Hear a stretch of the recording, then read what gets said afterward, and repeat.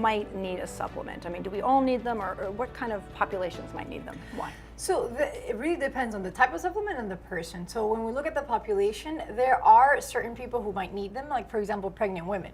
Pregnant women definitely are at a higher need, for example, for folic acid, something that not your standard multivitamin might not have. Men's multivitamins are not going to have that, so they do formulate specific multivitamins for pregnant women. Children also have a higher need for calcium and vitamin D.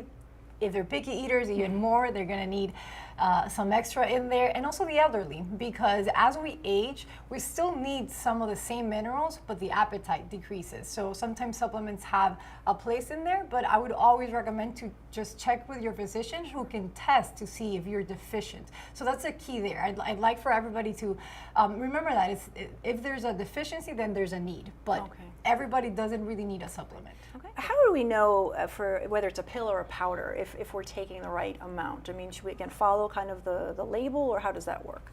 Right. So with the label will always say how much it has of each ingredient, of the vitamins, of the minerals. But again, there's always a risk that it doesn't have enough, or it has more than what it claims it has. And actually, there's several companies that do these testings, and to be honest, I've never seen it having 100% of what the label says. So that's a little bit of a concern. So if you're taking a supplement for vitamin D, for example, you always check the serving size. It might be from 1 pill to 2 or 3 pills, but following your doctor's advice, that's always the best, because when it comes to supplements, there's different kinds. For example, a multivitamin, they all tend to have the same vitamins and minerals, but not the same amount. So I say that because, for example, if iron can cause some side effects for women, constipation is one of the most common ones. So if you already struggle with constipation, then you need to look for one that doesn't have it. And so that can come into either reducing the dosage or finding just a different supplement.